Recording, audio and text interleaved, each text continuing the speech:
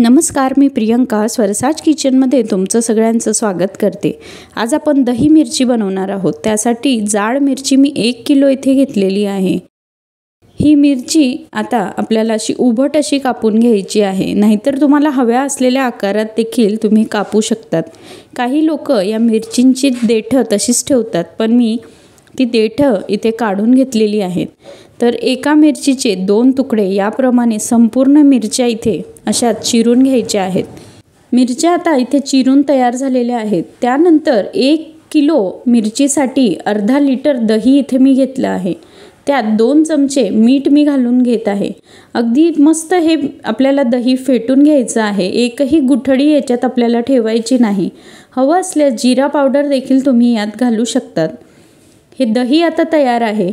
आता एका मोठ्या परातीत मी मिरच्या घालून घेतलेल्या आहेत व त्याच्यावरच हे फेटून घेतलेलं दही आपण घालून घेणार आहोत। संपूर्ण दही आपल्याला याचप्रमाणे मिरच्यांवर ओतून घ्यायचं आहे। दही ओतून घेतल्यानंतर चमच्याच्या साहाय्याने संपूर्ण मिरच्या कोट होतील या प्रकारे आपल्याला हे मिक्स करून घ्यायचं आहे। संपूर्ण मिरच्यांना दही लागलं पाहिजे। तर हे 5 ते 6 मिनिटं मी मिक्स करून घेतलं आहे। त्यानंतर याला पूर्ण रात्रभर असं झाकून बाजूला आपल्याला ठेवून द्यायचं आहे। सकाळी तुम्ही पाहू शकतात संपूर्ण मिरच्यांमध्ये दही छान जिरलं आहे व दह्याला बऱ्यापैकी खाली पाणी देखील सुटलेलं आहे।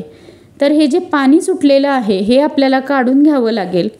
त्यासाठी काय करायचं तर एक चाळणी मी इथे घेणार आहे।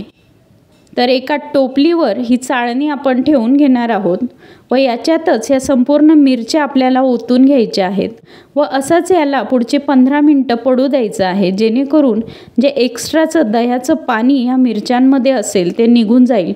तुम्ही पाहू शकतात बऱ्यापैकी पाणी इथे खाली निघून गेलेलं आहे व कडक उन्हात याला आता मी एक मिरची अशी कॉटनच्या रुमालावर पसरवून देणार आहे। तर याला 1 ते 2 दिवस कडक उन्हात आपल्याला वाळवून घ्यायचं आहे। 2 दिवसानंतर तुम्ही पाहू शकतात मस्त मिरच्या वाळलेल्या आहेत। तर ह्या कशा खायच्या तर थोडंसं अगदी तेल याच्यासाठी लागतं। थोडंसं तेल मी कढईत गरम करून घेत आहे। तेल अगदी मीडियम गरम झाल्यानंतर यात आपल्या या सुकवलेल्या मिरच्या घालायच्या व अगदी 1 ते 2 सेकंद याला लागतात। त्या थोड्याशा तेलावर अशा फिरवल्या की त्या तळून तयार होतात। हे पहा, मिरच्या आपल्या तळून तयार झालेल्या आहेत। अगदी खमंग ह्या मिरच्या लागतात। वरण भात असो किंवा कोणतंही जेवण असो तर तोंडी लावायला तुम्ही या मिरच्या खाऊ शकतात। ही मिरची असली तर वरण भातासोबत भाजीची गरजच पडणार नाही। तुम्ही देखील हे बनवा, कसं झालं मला कळवा आणि स्वरसाज किचनला सबस्क्राईब करायला विसरू नका। बेल आयकॉन देखील प्रेस करा आणि अशाच रेसिपी पाहत रहा। धन्यवाद।